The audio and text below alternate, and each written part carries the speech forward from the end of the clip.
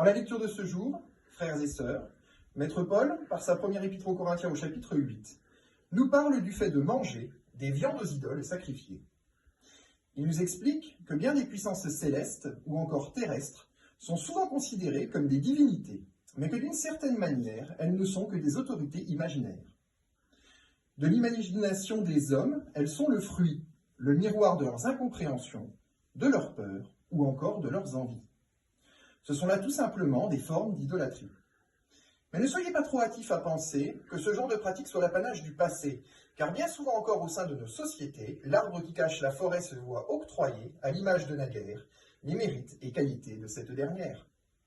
Ainsi donc, les illusions ne sont point dissipées. Et comment le pourraient-elles en réalité, alors que nous parcourons toujours la terre par nos corps de chair? C'est là d'ailleurs qu'intervient pour nous l'unique divinité, qui en sa qualité d'élément premier, nous sert de phare pour nous repérer. Et en effet, au milieu de tous ces changements, elle demeure l'unique repère constant. Car seul l'incréé a la capacité de demeurer inchangé, de toute éternité. Pourrait-on d'ailleurs seulement imaginer une illusion cherchant à imiter celui qui a la plus grande des humilités, c'est-à-dire celui qui, de sa gloire en propre, n'a rien montré? Puisque lorsqu'enfin à nous, il voulut se révéler, toujours de sorte à ne pas nous briser, et afin de maintenir intacte notre liberté, il le fit en s'incarnant, remettant à nos prisons de chair ce faisant la libération qu'elles espéraient tant. C'est pourquoi en ce dimanche, frères et sœurs, je souhaiterais vous rappeler cette vérité. Rien de ce que vous mangez ne saurait vous souiller. Car pour ceux qui ont compris, il est clair qu'absolument tout ici nous vient d'un seul esprit.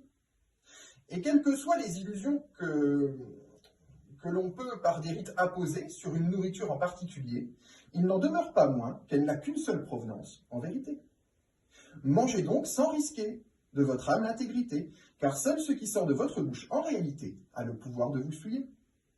Ne reproduisez pas non plus l'erreur de Pierre, qui, à vouloir trop bien faire, ne mangeait à Antioche qu'avec les frères, qui de Jérusalem n'attireraient pas la colère. Le Seigneur lui-même, par le passé, ne mangeait-il pas parmi les publicains et les prostituées?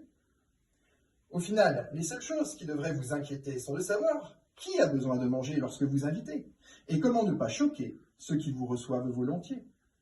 Vous l'aurez compris, l'important au demeurant n'est pas la pureté du corps, car par ailleurs, ce dernier sera toujours par nature pécheur, mais bel et bien la pureté du cœur. Par pitié, ne mettez pas en péril l'œuvre de l'unique divinité pour de pareilles futilités.